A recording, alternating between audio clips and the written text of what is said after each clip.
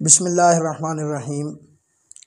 اگر آپ اپنے رزق میں وسعت چاہتے ہیں، رزق میں برکت چاہتے ہیں، اپنے رزق کی فراوانی چاہتے ہیں، تو آپ قرآن شریف کی آیت ہے 3 سپارے میں، قل اللہم مالک الملک تؤتی الملک من تشاء وتنزع الملک ممن تشاء وتعز من تشاء وتذل من تشاء بیدک الخیر انک علی کل شیء قدیر تولج اللیل فی النہار وتولج النہار فی اللیل وتخرج الحی من المیت وتخرج المیت من الحی وترزق من تشاء بغیر حساب۔ یہ 2 آیات مبارکہ ہیں، اللہ رب العالمین نے ان میں بڑی تاثیر رکھی ہے۔ ایک، اگر آپ اس کو کثرت سے پڑھا کریں، 2 آیات مبارکہ، اللہ پاک آپ کے رزق کے اندر بے بہا اضافہ فرمائے گا۔ انشاءاللہ اللہ پاک آپ کو اتنا رزق دے گا کہ آپ اس کو اکٹھا کرتے کرتے تھک جائیں گے۔ دوسرا، اللہ پاک آپ کی عزت کے اندر بے پناہ اضافہ کریں گے، پورے خاندان میں آپ کی عزت ہوگی، آپ کا مقام ہوگا۔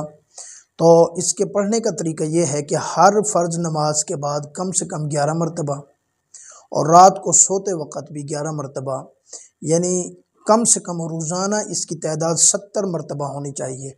اس سے زیادہ ہو، اس سے کم نہ ہو۔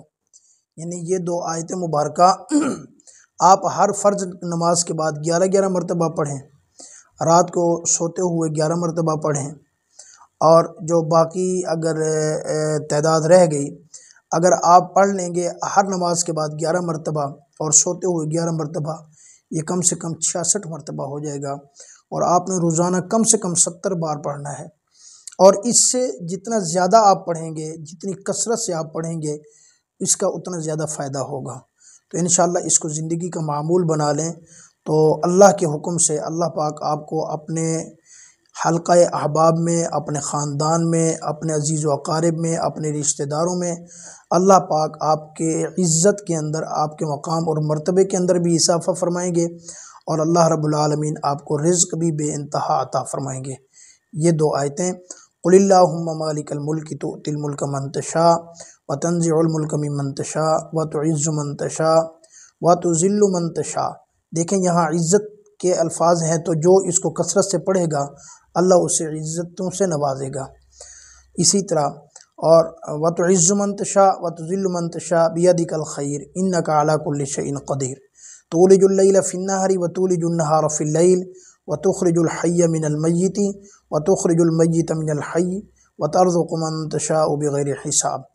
انشاءاللہ آپ ان کی کثرت کریں، اللہ پاک آپ کے رزق کے اندر وسعت فرمائیں گے، آپ کی عزت کے اندر اضافہ فرمائیں گے۔